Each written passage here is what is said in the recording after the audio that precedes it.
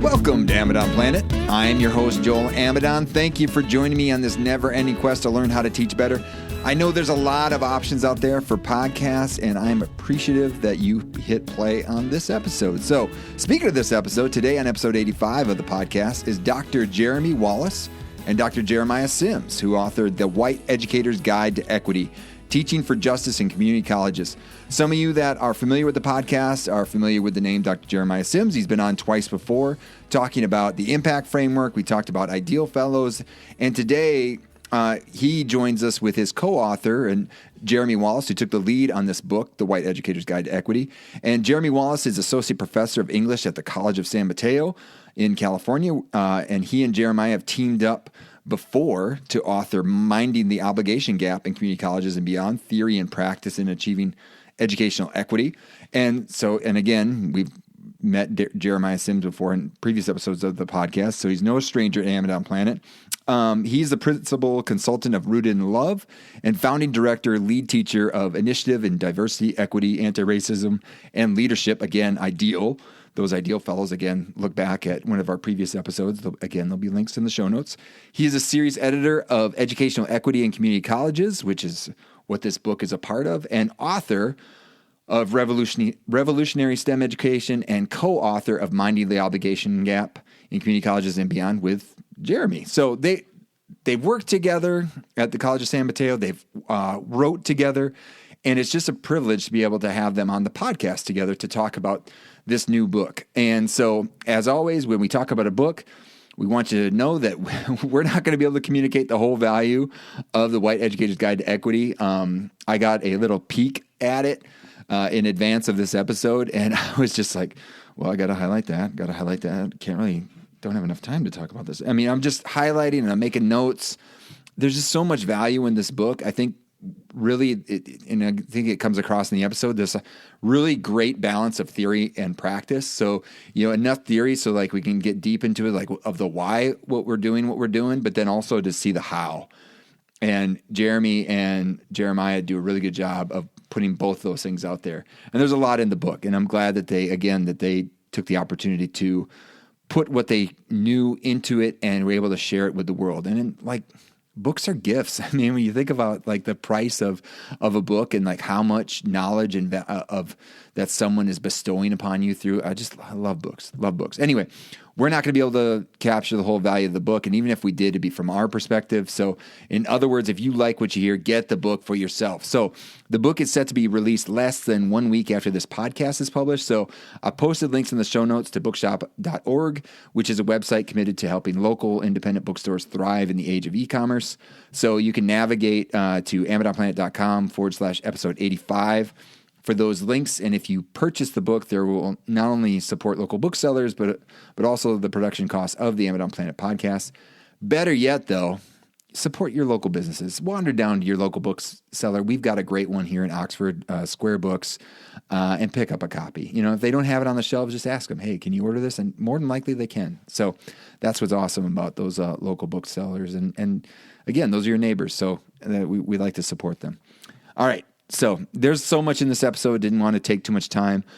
So let's get into it. Here's my conversation with Jeramy Wallace and Jeremiah Sims, co-authors of The White Educator's Guide to Equity, Teaching for Justice in Community Colleges. Welcome to Amidon Planet, Jeremy, and welcome back to Amidon Planet, Jeremiah. Thank you both for being here. How are you, Jeremy? How are you? New to the planet, I guess, was what we're saying. Kind of a weird introduction, but that's okay. How are you doing today, Jeremy? Good, man. Yeah, we just came off of 2 weeks of torrential downpours in San Francisco, and so we got a little bit of sun outside and feeling good. Yeah, semester's about to start, so feeling good. It's a good January 12th. Yeah, we're both gearing up. Yeah, and Jeremiah, how are you doing? Doing a lot better. So my youngest son, Jehu, we have 5 boys. He had a really high fever last night. And so I was in the emergency room with him till about 2:00 in the morning. Ooh. Praise God, he's fine.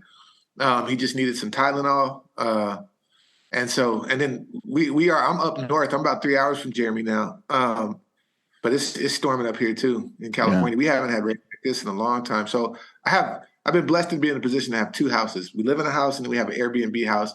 Last year I put new roofs on both of them, and that was no fun because I was out of pocket, and both of them are leaking, and the roof removed to Texas.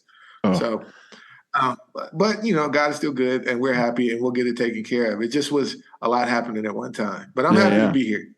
Yeah, and so Jeremiah's no stranger to the podcast, but Jeramy, and we can give some self-introduction. So Jeramy, if you want to give a chance to introduce yourself and just share a little bit so we can have a little bit of context going into our conversation about your book. So I teach English at the College of San Mateo, which is a community college in the San Francisco Bay Area, about halfway between San Francisco and San Jose. I grew up in Phoenix, Arizona. I moved out to California for college, went to college in the Bay Area as well. It's kind of my story. Yeah, I got 3 kids, a dog, a cat, There you go. Yeah, live up in San Francisco. Yeah, we got a dog. Yeah, we got a dog last fall. Okay. Yeah, so nice. A lot of work. Now. Yeah, they are a lot of work, and yeah. And Jeremiah, any updates from you since the last time we talked about the bio? I don't know. It's just, not really. We're working on this book with Jeramy. Has been a real pleasure. So Jeramy is humble, but Jeramy was also our academic senate president and our district academic senate president. Wow. Some of the things that he put in place during his tenure, it ruffled some feathers, but he was unabashed in his pursuit of justice, right? Even the idea of program review, which is where people ask for stuff, right? Jeremy was like, no, we need to tie that to equity. Right. And it seems like a no-brainer for us. Yeah. But that is revolutionary and forward thinking. And it was met with some opposition, but he kept pushing through. And Jeramy, to tell you this, Jeramy he doesn't look like your typical director of an emoji program, but he's also instrumental in the emoji program as well. And so I just want to make sure that those things are covered. That's my guy. It's funny, we would be in meetings and I'd say something and, anti-Blackness is real, right? And then Jeramy would purposely say the same thing in a different reaction. Then we can talk about the different reaction, right? Well, how come Jeramy said it, you could receive it, but you could. So anyway, he's always been a co-conspirator, much more than an ally, and that's my guy. And so I'm really happy to share this space with Joel, who's my friend, and Jeramy, who's my friend. This is great times for me. Yeah. Well, and I guess just real quick, what emoji program? What's that? Yeah, Emoji. Yeah, so Emoji is it's a educational foundation here in California, and basically it's essentially an academic learning community. And the statewide organization's probably about 15 years old, and it started with a collection of maybe 12 community colleges in California who were sharing best practices about work with African American students. It's, they're up into the 70s now. There's over 70 programs in California, a couple up in Washington. But yeah, they're just, the whole goal is their whole mission is to promote the success of our Black students in the community colleges in particular. Nice. Glad I asked. Well, and again, I always say we put links to stuff in the show notes, and like those are, that's something I'd like to connect with to see just what's going on with that organization. Sure. Awesome. But we're here to talk about the book. So The White Educator's Guide to Equity, Teaching for Justice in Community Colleges. And I'm just excited that I got a chance to review it a little bit, not completely read it because we haven't had much time, but it's just coming out. Is it already out? It's available for pre-order. It should be out. It should be out in February, frankly. Okay. I heard from some folks, and I think that towards the end of February, it'll be out. Nice. So very, very close after we release this episode. Very good. So whoever wants to take the lead. So how did this book come to be? I mean, I know, Jeramy, it seems like you're taking the lead in writing this. So like, how did this book come to be? Yeah, I think it was kind of the confluence of 3 things. The first was that there was definitely a gap in the literature when it came to community colleges and racial justice,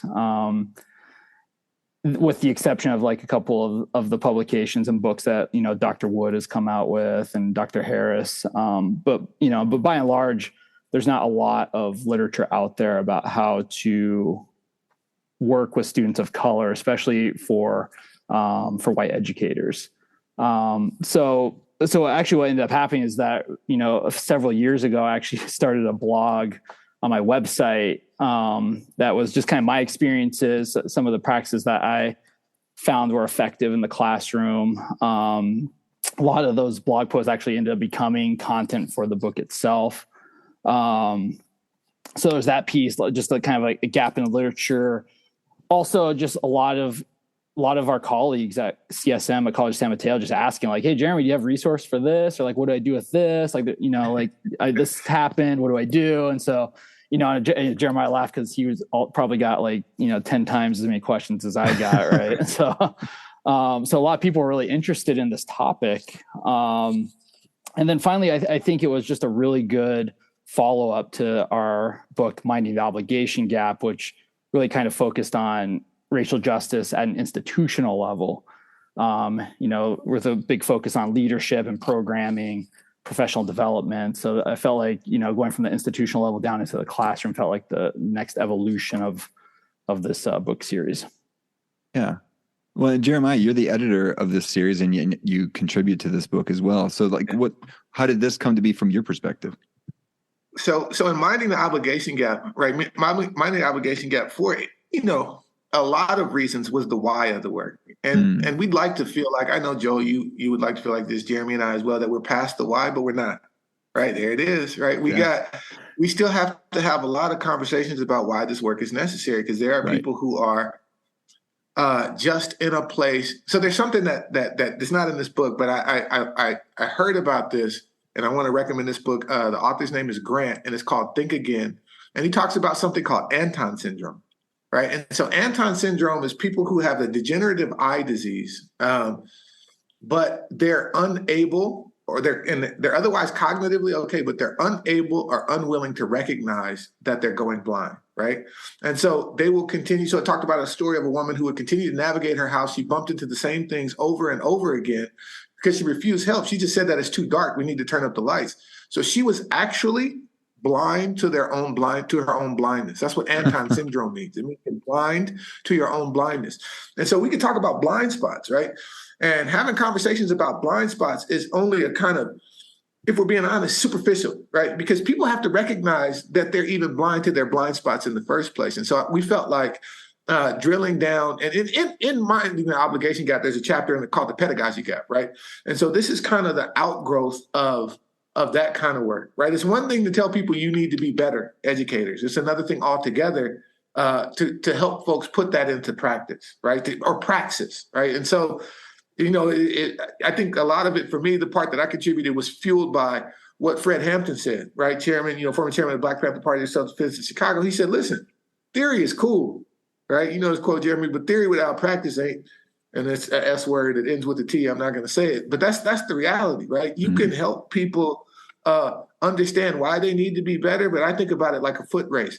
If I go to a bunch of folks who are about to run a race and I saddle them with weight, with new burdens, or even unintentionally activate some white guilt, right? Especially for my brothers and sisters who have been racialized as white in this country, they can't run. They can't run to their fullest potential.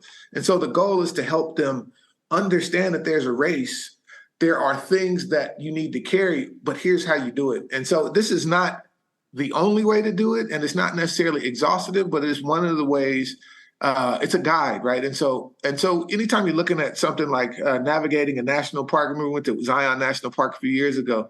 There are guides there. You can go any direction you want, but there are guides, and the guides are helpful. So we just felt like this was a guide for folks who want to enter into this work, perhaps for the first time or return to the work. And that's, we feel like the principles, can apply across the board, but it's especially for folks who have had difficulty finding their footing in equity and justice work in the classroom.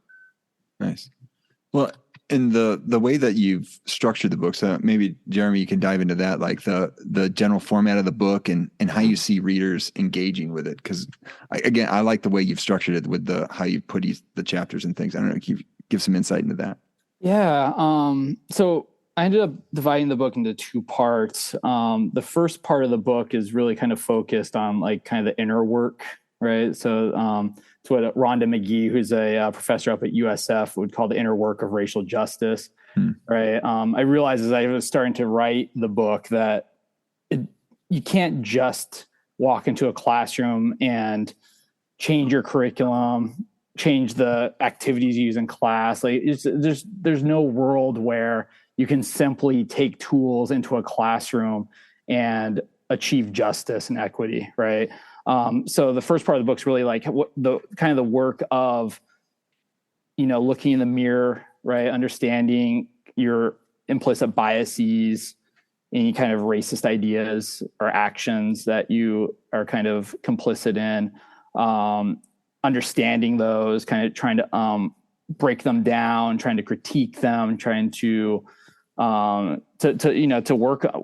on one's kind of biases and racism to kind of be blunt, right?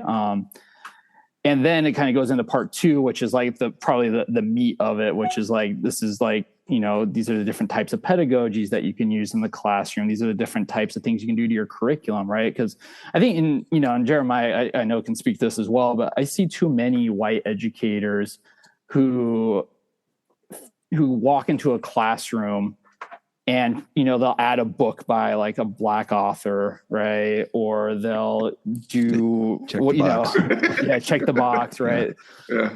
And these folks are, without critiquing their whiteness and their white privilege and their white power over their students of color, like they're just simply, I think the term's white saviors, right? At least that's maybe the complex that they're taking in there, right? Yeah. That there's nothing wrong with that is like somehow they have to save the kids in the class, right? And it's just not. And so the book actually goes in, critiques that kind of white saviorism and says like, you got to do work on yourself before you can do the work in the classroom. And the questions you put at the end of each chapter, I think like get you to do some of that work as well, right? Like in order to kind of examine some of those concepts and things and think about how it applies to your own, what you're bringing to the classroom or what you're doing in the classroom or.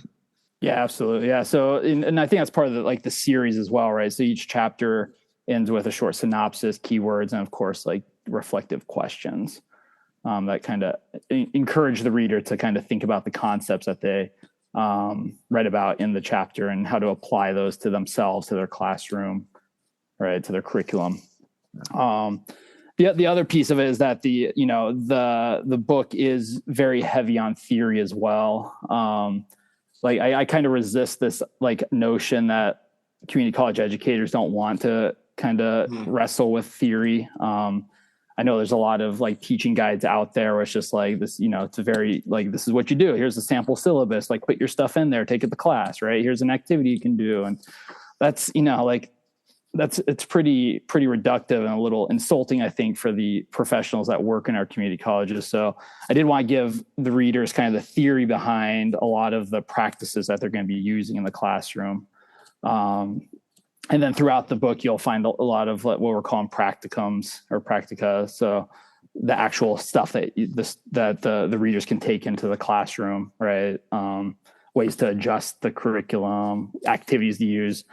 For example, there's one practicum in there about like just community norming, right? Early in the semester, and how to create like ground rules for talking about, things like race and, gender and things like that. Yeah.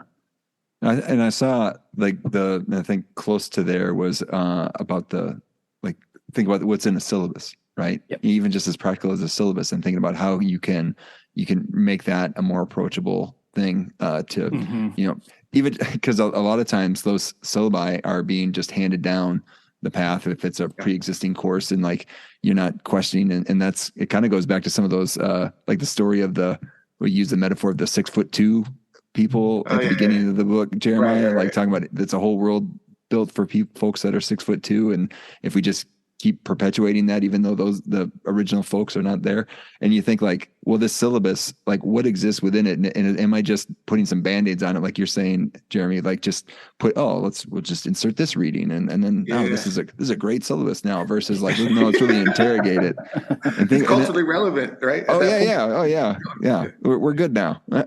So, but like to think like that, like to and then maybe that might even be an entry point for someone. Like they'd like, hey, look at your syllabus and compare it to what's here, and even just to ask some of those questions that exist within the book, and then thinking about like, oh, what can I do? What can I do from there? And that might start a conversation within, like, even self-conversation or conversation with a learning team or whatnot. So I just I really like that from a I had a conversation with some folks, right? So I get to work with educators all the time, and this group was overwhelmingly folks who have been racialized as white. And I just want to qualify that. I don't think there are any white people. I think people have been racialized as white, right? Because if there were white people, then you could take me to the nation of white, and then I could find all the white people, right? So there's no nation of white officially. So I mean, it's actually more. It's bigger than that. But anyway, one of the conversations that I was having with folks around this, right? So someone said, well, I added Ben Carson's book on gifted hands, right? And so Ben Carson's story is amazing, but Ben Carson's super problematic, right? He harbors and perpetuates anti-Blackness, because unlike racism, anybody can be anti-Black, right? And so because these teachers were so uncomfortable with having this conversation, they would put Ben Carson's book in there. And I'm not saying that you shouldn't, right? But they weren't allowing students to critique it. It was treated as sacrosanct, because this was their contribution to multiculturalism, and they didn't want that to be questioned. So then there's all kinds of things that you have to unpack around that. I'm not saying don't include Ben Carson's book. Even if you, like, I'm a proponent of Frantz Fanon. Even if you include his book, you still have to create space for students to be able to critique it. Just because you've included authors of color, doesn't mean that their work is above reproach, right? You still have to be able to have those conversations. And so that's one of the main problems I see with folks who are not clear about why they're adding things to syllabi. Then you get into these spaces where it's no longer critical. It's actually, because there's no middle ground, right? There's no liminal space. It's at that point anti-critical, right? When you don't allow students to have those kind of conversations. And so I think it's really timely, right? Because we had this conversation a couple of years ago in California about hiring more people of color. I'm a huge proponent of hiring more people of color. But people of color can also be problematic, right? So you can't hire people of color just to check a box, right? Yeah. You have to understand how to create space where you can get talented, impassioned folks of color, because we need them, right? And I'm not at all speaking against hiring folks, but it has to be thoughtful. It has to be intentional. And because education has been overlaid with these kind of neoliberal, bureaucratic, kind of mechanistic procedures, we are always checking boxes, right? Yeah. And so that's what we want to move away from in this book. If anything, man, stop checking boxes, y'all. Well, I really like in some of how you dive into words, and like, Jeremy, you talked about like not shying away from theory, like making sure like, hey, when we're thinking about being anti-racist, we're really talking about that, not just to put that in there and be like, someone's like, oh, well, what does that mean? Versus like, no, the depth of detail that you go in, and even thinking like I'm looking at page 151, I believe, where you talk about what it means to be an anti-racist educator. I mean, there's several points where I'm like, and I'm doing like a self-inventory, but like it's not these like floating words around there, like, Jeremiah saying like checking a box, like, oh, we're talking about anti-racism, we're good. And like, no. Now, what are these practices that exist in there? So, I wanted to get into some of these learnings, and I would assume like with writing the book, and you get a chance to, and you're talking about all the different times of having to share advice and things like that with other folks, and about what they might do in certain situations, and then being able to do that, you learn from that process. So like with writing the book, what did you learn even more about what does it mean to be what does it mean to present a white educator's guide to equity? Yeah, that's a great question. I think, to kind of go back to this, we're just talking about the theory and trying to include the theory for the educators. But I've also just started to realize, especially in kind of the aftermath of the pandemic and what that did to education, that our students, and I say our students being community college students, they want to come into our colleges and they want to be college students, and they want to be treated like college students. And so one thing that I've started to do a lot more of, and this kind of speaks to Jeremiah's point about allowing students to critique like the curriculum and the books and that is to give the students some of the theory, in order to discuss things like, like racial justice. So I've started including text and units and lectures and activities around the critical race theory. We've talked about critical race storytelling quite a bit, because I'm in composition, critical theory in general. So we've talked about Gramsci, and just kind of giving the students the vocabulary to kind of talk about their experiences, talk about what they're seeing in their communities. And I think that's something that a lot of my colleagues have resisted, right? It's like, it's too hard for the students, right? They're community college students. You can't be teaching them Gramsci, right? And it's like, well, hold on a second. Like, you can, you just have to embed it in the right context. They have to know it. Right? They have to know it to be able to teach it. Yeah. So that's one of the things that I've kind of, learned.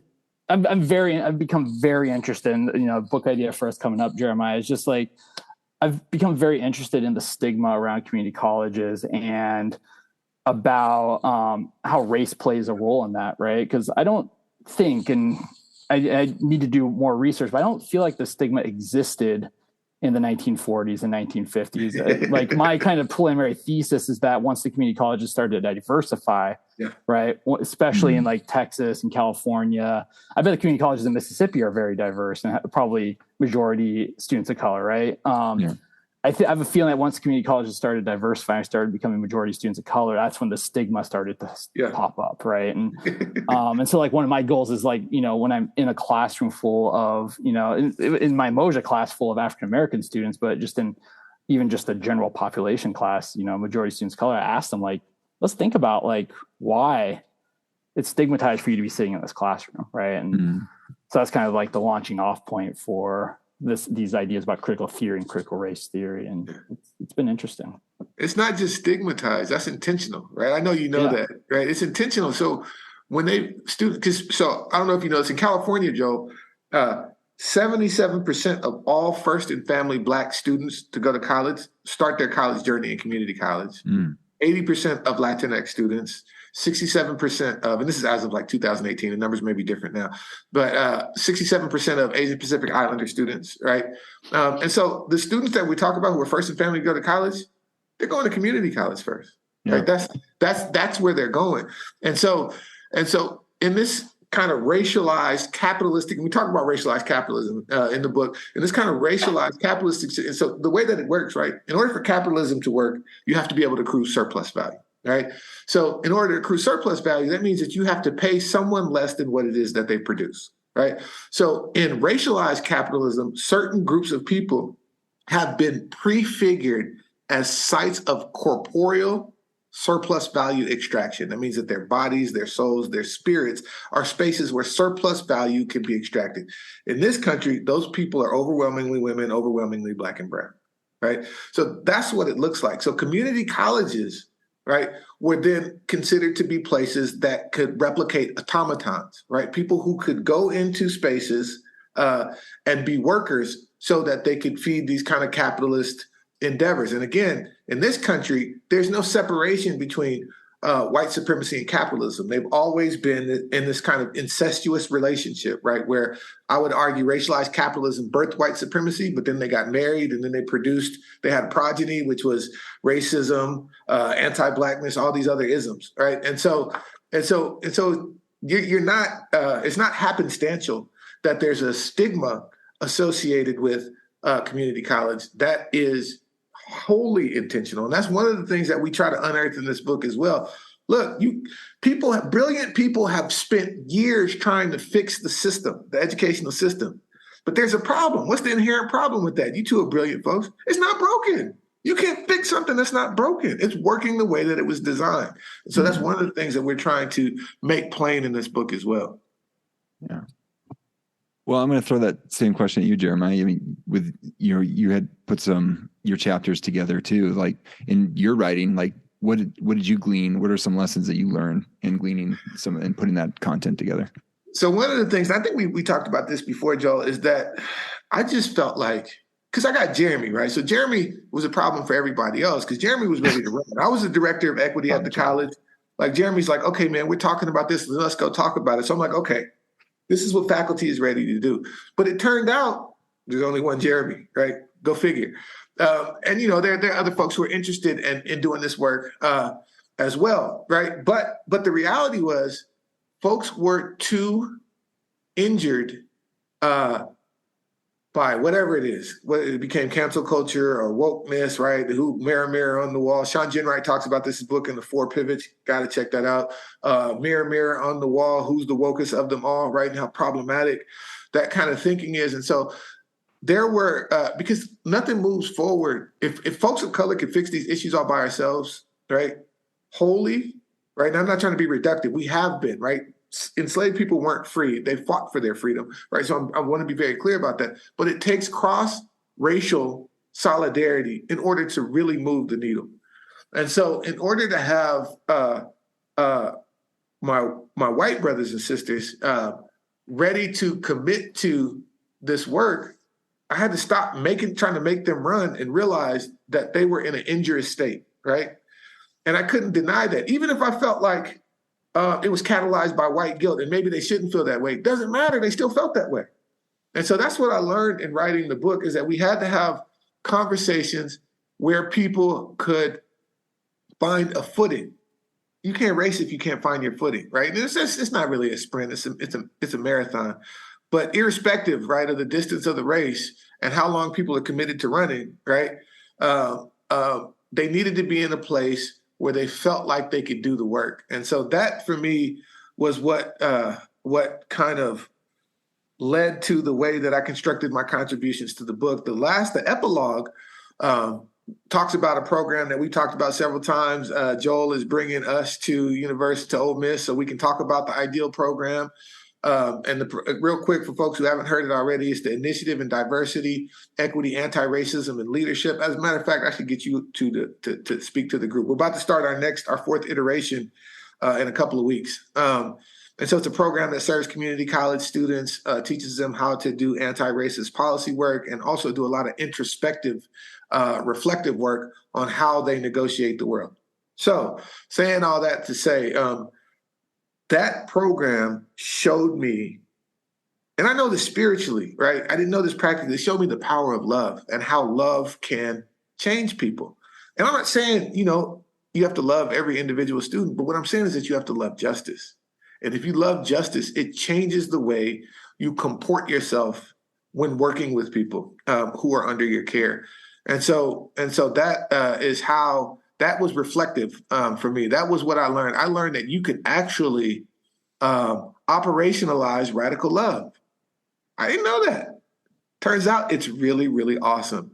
The University of Washington, and Joel has seen this report, did a report on the IDEAL program. And the person who, she's a PhD level researcher. That's what she does in their community college research institute. And she was like, look, I don't know what to tell y'all. I'm paraphrasing, obviously. What she said was a lot more erudite than that. This love stuff is doing something, right? Those were part of her findings, right? And so anyway, I just saw how that can move people in a different way. And so that's what I got out of the book. The parts that I wrote is cathartic for me, but I really learned the power of radical love and how it can not only change movements, but it changes people. Yeah, absolutely. So the purpose of this podcast, just is all about learning how to teach better.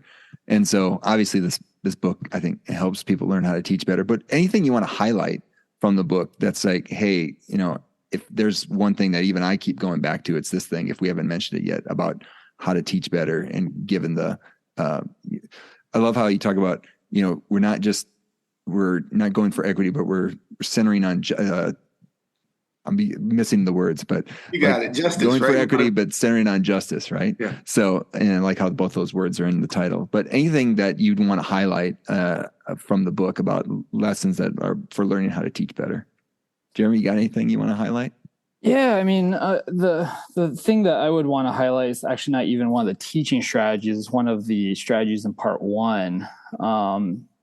It's a practice that I termed, and it's overly academic. I know. I can't think of anything better, but anti-racist reflective praxis. And essentially it's the, essentially it's the process of understanding like your kind of racial like worldview, right? And understanding why you like see race and people of color the way you do, why you act certain ways around people of color. And so the 4 steps are to, kind of acknowledge your beliefs, actions, acknowledge that you live in a society that has essentially conditioned you, right, to feel anti-Blackness, to have racist beliefs and about people of color, to commit racist actions against people of color, right? Next step is to understand where those come from, right? Understand why it is that when you see a Black man, walking down the road towards you, why you get a little tense, right? Where's that coming from, right? Because if you kind of step back and think objectively, like it's just a Black man walking down the road towards you, right? I mean, it's fine, like everything's fine, but there's something that you've been conditioned to do, like viscerally, that is causing some kind of reaction, right? So the next step is to understand that, and then third step is start to deconstruct. And now that you're aware of these beliefs, of these actions, right, you need to start deconstructing them, kind of understanding why they're false, why you should not be tensing up when a man of color is walking towards you on the street, right? Yeah. And then the last part is just acting on it. Like, what are you going to do now, right? How are you going to continually, because like, the reason I bring this up is because you asked, like, what do I keep turning back to? And it's this practice, right? Because the thing is, though, is that if you just sit there, before you know it, like, you're kind of reinvested in white supracy, right? Yeah. It's like we're inundated with images and there's no middle ground. There's no middle ground. Yeah. And exactly. You can't, you're either kind of invested in it and, and enacting kind of violence against people of color and students of color, right? Or you're consistently kind of critiquing yourselves and your beliefs and acting on that and trying to deconstruct those actions and beliefs. And so it's definitely something that, I mean, it's funny. So like the other day I was like, going through my email, and the New York Times sent me this like quiz, like, oh, do you use these words? You all probably got it too, right? Do you use these words, right? And I went through that and I was like, man, there's some things that I say that are like really problematic. Like I used the term powwow, right? And now that like I read like how problematic it is, now it's up to me to continually ensure that I don't use that word, right? It's kind of like what you and I were talking about, Joel, at the beginning, about Ole Miss being problematic and like how you kind of, steer away from that term, right? But the fact is that it's going to, there will probably be an instance where I'm in a conversation, not thinking, and I might say something like, oh yeah, like, me and my colleague had a powwow. And it's like, but the thing about this metacognitive practice is that I need to catch myself and then think about it. Right. It's in the book, I have an experience. I don't want to like belabor this too much, but there's an experience that I talk about in a British literature class where we're talking about Middle English. And so Middle English is kind of like the fusion of Germanic languages and Latin, right? And I forget what the student asked me a question about it, and I don't remember what the question was, but I remember my response was that like, oh yeah, like, like all languages have like a Germanic or Latin component to it. And I was like, and the second I said that, like instantly, I was like, that was stupid. Of course not. Of course not. Right. Like I essentially just erased like half of the world's languages. Right. And so, and I had a lot of like Asian American students in class, and like, and one of them actually like looked at me like sideways. You probably know her, Hannah, right? Great. Yeah. Hannah's great. And I was like, oh, you guys, let me walk back a little bit and let me talk about like, what I said and why that was incorrect. Let me kind of, correct the record. Right. But I think too many educators would have said that and maybe just kept going. Right? And the idea behind part one is just like to catch yourself. Mm-hmm. And if you do it in a classroom in front of students, to actually just stop and like have a discussion with the students instead of trying to like cover it up. Right. Cause I think that's a pretty minor example, but you could say something or do something in class that could actually really traumatize students, right? I mean, I think about the incident Skyline, right? With the blackface, right? So it's just blackface stuff going on. That's traumatizing, And so if that instructor had the wherewithal to like just instantly say like, oh, that was a bad idea. Let's talk about this. They got defensive, right? If they would just say like, I messed up, right? Then that probably would have gone a different course, right? It takes courage. What Jeramy is talking about takes courage, and it's in contradistinction to the way that the system, educational system, is set up. Joel, you're a professor, bud, whether or not you want to admit it, because you have a level of expertise, right? And we know Joe Bowler's work. Joe Bowler's pushing back on this idea of expertise, and Jeramy is an expert, right? And so so if you're an expert, then that means it's very difficult for you to cede any modicum of power to your students. So if you have to admit you're wrong, guess what, right? Are you the expert that you were built to be, right? Because you got hired, right? Now it's a little different in community college, right? Because it's not the same requirement for research. But folks in community college, you get hired because you're subject level mastery, right? And so it's very difficult for people to understand what Frary said, right? Frary said that sometimes the teacher is a student. Guess what? Sometimes the student is the teacher. And so folks push up against that, and then they don't grow. It's really difficult for folks to grow when they're afraid. And that spirit of fear is rampant, right? And so it takes courageous, introspective, reflective work to get to where Jeramy is saying. And that's what the book is encouraging. Like, Jeramy's awesome. He's my guy, right?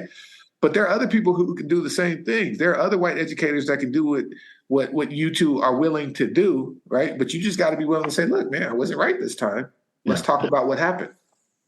Yeah. Well, sorry, go ahead, Jeramy. Well, I was going to say, the students, like, our students are great. I mean, and like, if you mess up in the classroom, the students they're gonna like cheer you on. Like if you're real with them, the students will be like, professor, like, thanks for that. Like, like, you got this, you're trying, and it's humanizing. That's radically humanizing pedagogy. We talk about that in the book. That's what radically humanizing pedagogy look like.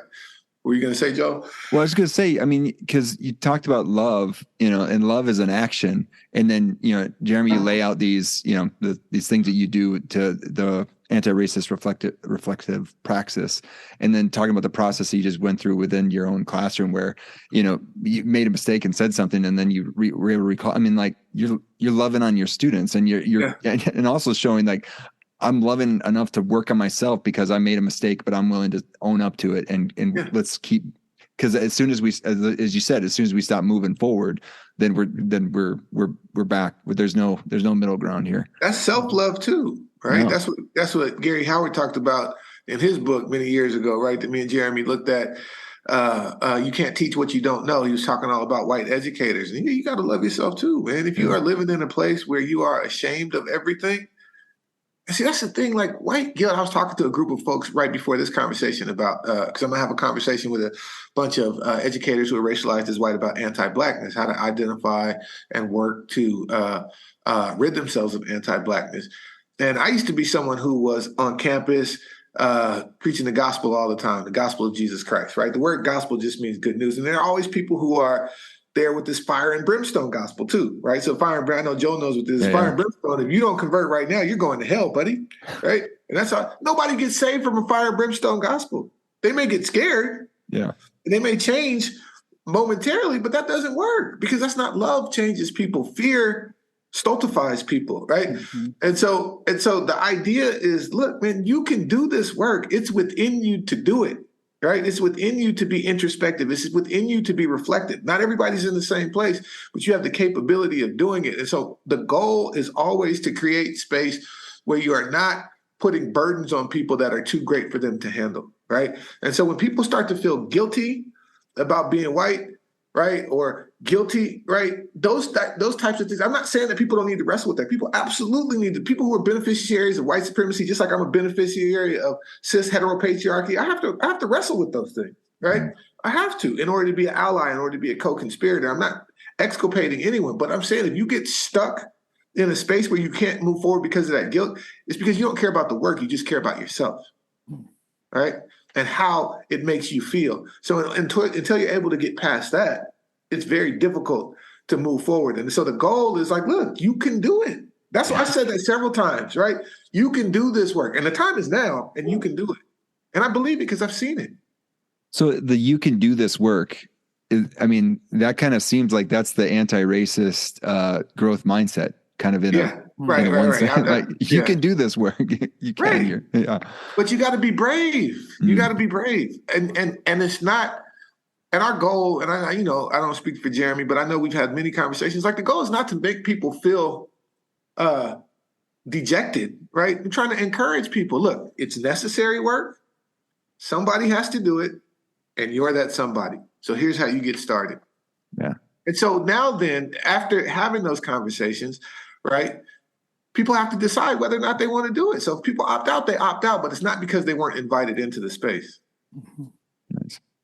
So, doing a work like this and putting it out into the world, like, not that you're fearful, but just like, what might be the major critique of the work, or like, just like, how might people like unfairly take it up? I don't know. I guess there's just throwing a couple ideas out there. Let me add a layer to that too, real quick, Joe. Jeremy, would you have written this book the same way if you didn't have tenure yet? You're speaking to the educators out there. There you go. Yeah, I think I would have. Yeah, I think I would have. But I think that's more a consequence of the culture at CSM than anything. Yeah, sure. If I was teaching at a different college, I might have a different answer to that. But yeah. Well, let's jump on that. So because I think I have a place where I can do this work, right? I can do this work, right? But there are places where there's fear around that, and so I guess Jeremiah, you've encouraged this work, and Jeremy, you've done this work, and like, what suggestions or what would you put out there for folks that they want to do this work, they think they can do this work, but they have that fear in doing the work, right? And what do we say to our colleagues in Florida, right? Who can't do the work, right? Or Texas, or Texas, right? I mean, I think there's a way to do this work without creating a curriculum that's all about critical race theory and like at the most basic level, this work is about, as Jeremiah was saying, like that unconditional and radical love for your students, right? Mm-hmm. And the part one of this book it's a personal journey, right? It's not an institutional journey. It's not one that happens in the classroom, right? And if you can do that, if you can start to kind of change and evolve your worldview and like how, like the knowledge that you kind of privilege in your classroom or just even in your own mind, like you don't have to go into your classroom teaching Frantz Fanon. Yeah. That's not a prerequisite for achieving social justice in a classroom. Yeah. Right. That's what I used to do. I used to hammer folks, man. I mean, I think we have the benefit of working in higher ed where we're not handed a canned curriculum that we have to teach, right? I mean, if this was a question for high school teachers, it might be a little bit different, right? But as higher education professionals, I think that we can critique some of the kind of Eurocentric knowledge and practices that we use in our classroom without bringing too much attention to ourselves, I guess, if that makes sense, right? Without having that conservative student, like in your class, go like complain to the dean that you're talking about, like Derek Bell or something like that. Like there's ways to not like to get around those kinds of discussions and still have a pretty empowering classroom. Yeah, for sure. I think.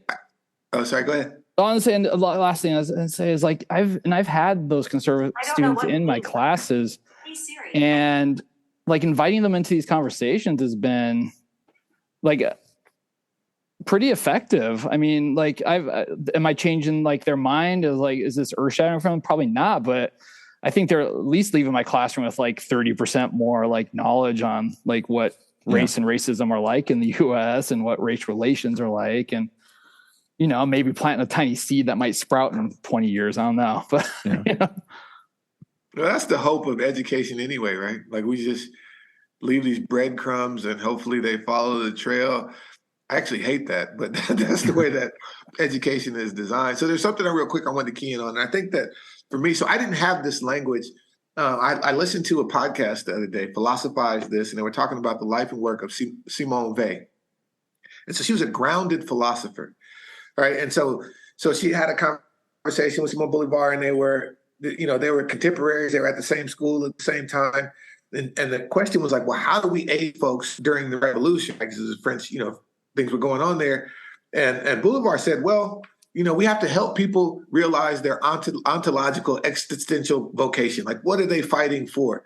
And then Simone Weil said to her, right, which is a healthy critique, it's clear you've never been hungry, right?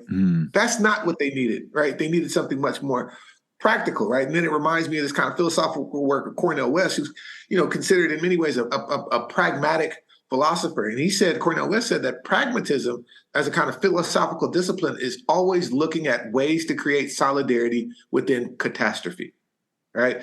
And so going back to Weil's work, right, what Weil says is that one of the primary tenets of her work, she only lived to be 34, but she fought on the front lines, all kind of stuff, right? In those 34 years. She said that what matters is what we pay attention to. Okay. She said, because what you pay attention to informs the way that you live your life. And then there's this kind of circular thing that happens. The way that you live your life informs what you pay attention to. So if you don't pay attention to the anti-Blackness that is rampant in our educational system, the anti-Blackness, for example, and there's other antis, right? But the anti-Blackness that has permeated the professorate, right, has permeated education, permeated our laws. What happens is that you start to look for things, you pay attention to things that confirm your biases. So if you're not willing to do the work that Jeramy is talking about, because Simone Weil also argues that you can change what you pay attention to. And when you change what you pay attention to, right, then you create radically new possibilities, right? And so for her, it was really problematic the way that our educational system is set up. Like you go, and especially in the hard science, this is more Joel's space, right? You go and then there's a definitive answer to the question. Once you've found that definitive answer to the question, 5 + 5 is 10, then the journey is over, right? It could be contextualized or decontextualized, but the journey is over. There are no new radical possibilities, and that becomes then inert knowledge.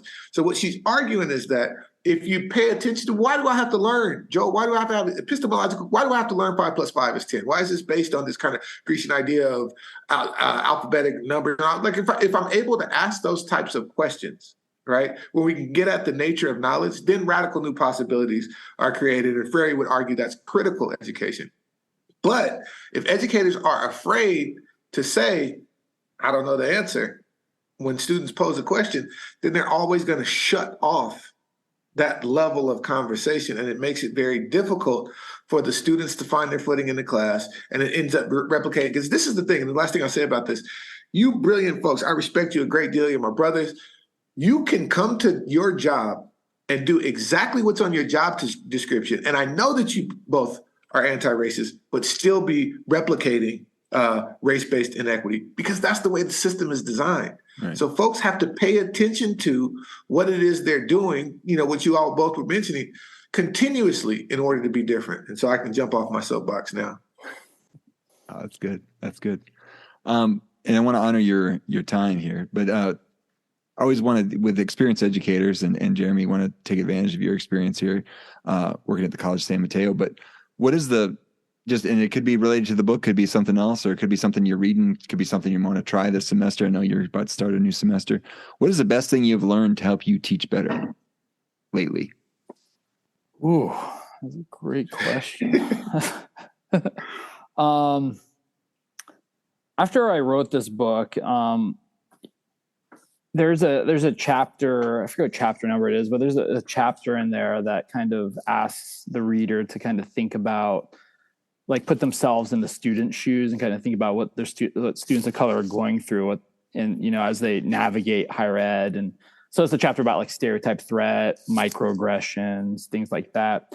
But the framework that I use in that chapter is counter storytelling. And so after I wrote the book, I got really interested in critical race storytelling. So much to the point where I'm actually like writing a textbook for my class about critical race storytelling. Yeah. And so this semester, I'm really excited to like really kind of put those like tenets into practice in class. I started doing this last fall, but this coming semester, I really want to start tackling this like community college stigma. And I want to kind of bring the students in as fellow researchers. And let's think about this stigma, how it's connected to race. Like, let's do the research. There's going to be like a data collection, looking at secondary sources. So I'm like, so it kind of goes back to my comment earlier. It's like, I really am just like trying to treat the students like the brilliant people they are. Right. Yeah. And really, really pushing them. Cause, like Claude Steele found this, and, and Jeremiah writes about this as well. Like if you're like loving on your students and you're treating them like smart humans, like they're like, the sky's really is the limit, right? Yeah. Like so much of these opportunity gaps are like imposed by us limiting the way our students think and the way that they kind of engage with the materials, right? And so I'm just trying to blow that roof off and let the students become like co-researchers and co-creators of knowledge. And let's kind of look into this question, see what we find this semester. So see how it goes. I love it. Yeah. Jeremiah, you got anything recently about learning how to teach better? I'm really happy that I don't have to be the smartest person in the room when I'm interfacing with students. For a long time, I thought that was, my first stint at teaching was at UC Berkeley, right? So I'm like, oh man, they're going to ask me questions that I can't answer. And then I'm going to start making up stuff. But anyway, and there was a pressure there, and I couldn't be an active listener. I couldn't be as empathetic as I'm capable of being, because I had to have a kind of shield up wherein I could keep a distance between the student and myself so that they knew that I was the person who, some of that was racialized, right? Like I had students ask me like questions that I don't think they would ask someone who was a more archetypical looking kind of professor, right? Like a disheveled, stodgy older white man, like, hey, how serious are you about grading? Like, you don't really have those kind of conversations with certain, but they had that conversation with me. And so anyway, I think I built up some defense mechanisms, and I never questioned them because I believe them to be empirically true, not just subjectively true. But I've been freed up so much by the grace of God to recognize, like Jeremy's saying, the brilliance of the students that I work with. And I get the chance to work with community college students. I get to work with a bunch of folks who already have terminal degrees. And it has really been liberating for me to not have to be the smartest person in the room all the time. Because I'm not. And now I realize that, right? But I was acting like I was. Well, I really like the way both you're kind of talking about the teaching and students, and like it reminds me of Parker Palmer's book. He has this like two models of the classroom. One is like just disseminated; it's like straight down, like just the depositing sort of mindset versus like no, we're all interacting within this space. Like we're all, like when I'm teaching my elementary math methods, we're all learning how to teach math methods, and you're going to come in. Students are coming in with these ways of teaching that are like, oh my gosh, I'm going to use that with the next class because this was amazing. So like getting that excitement and that also like making sure that we're all seen as both learners and teachers in this space. And I can't wait for the critical race storytelling book. That is like the power of story, right? Is pretty good. And that's at the heart of what critical race theory is, like that power of voice and what's the experience, right? Besides the book, anything else to promote? I've heard already talk of a new book, and there's mention of a new book, another book coming up within this book too. So I don't know, what else do you have to promote? Jeremy never stops writing. So this book is a tome. It's like almost 400 pages, and that's mostly Jeremy. I will say though, I'll just put it out there that I don't think chapter 1 starts until page 50. So I had some stuff. I had a few things to say. Yeah, like this intro keeps going, man. Yeah. So me and Jeremy are not helpful to each other in that regard. So he's like, should I say this too? I'm like, yeah, say that too. Yeah, that's also that. It's all good info.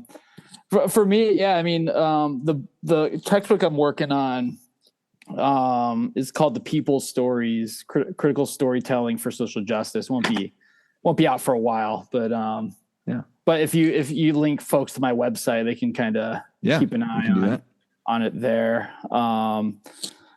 And then, of course, Mind the Obligation Gap for any listeners that haven't read that. Yeah. I think, one of the concepts in the book that I kind of tagged on a little bit from Mind the Obligation Gap was this idea of the triple helix, which was something that was theorized by Richard Delgado. And the triple helix that I talk about is really about like how our curriculum is tied into institutional processes, like the curriculum committees, hiring, things like that. Even the tenure process has a huge impact on what gets taught in classrooms. And so Mind the Obligation Gap is just I think a great way to look at how, our institutional processes and cultures and rules and traditions and all that impact the classroom. And so I really do think both these books together are just like, is this going to be number 2 in the series, Jeremiah? This is number 2 in the series. Yeah. So I think these two together are just just kind of the bigger view and the short view. So I definitely recommend Obligation Gap as well.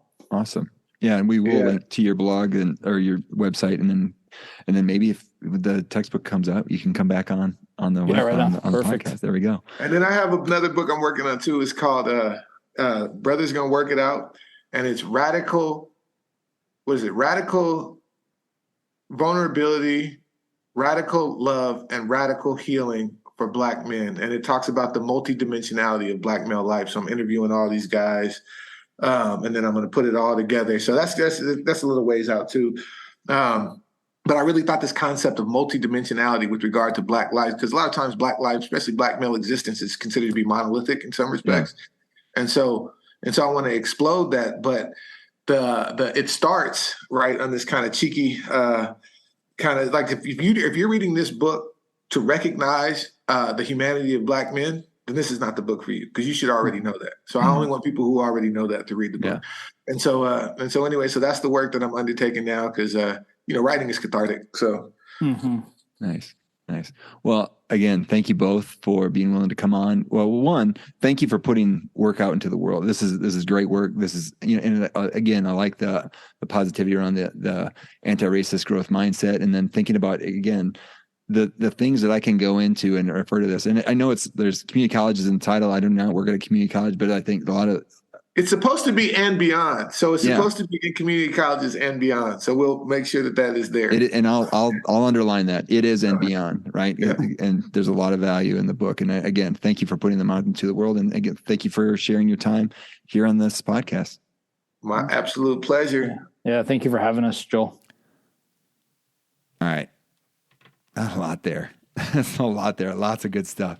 And it just reminds me, I want to just take a minute and be thankful. Like, I'm just thankful for the opportunity to have that conversation and to be exposed to the work that those two have done. And then to think about that it's getting a chance that I'm sharing it through the podcast. And it gets me to be thankful for just everything. I mean, I started this podcast sitting in the closet, my clothes closet, and just on a whim, and then kept going from there and wanting to share some things and kind of think of it as an extension of my own teaching, my own classrooms here at the University of Mississippi and wherever I get it on the opportunity to teach. And then putting myself out there a little bit led to opportunities. Those opportunities led to connections, led to being connected with Jeremiah. And so just taking the chance to do that, and thankfully the podcast has been pretty well received.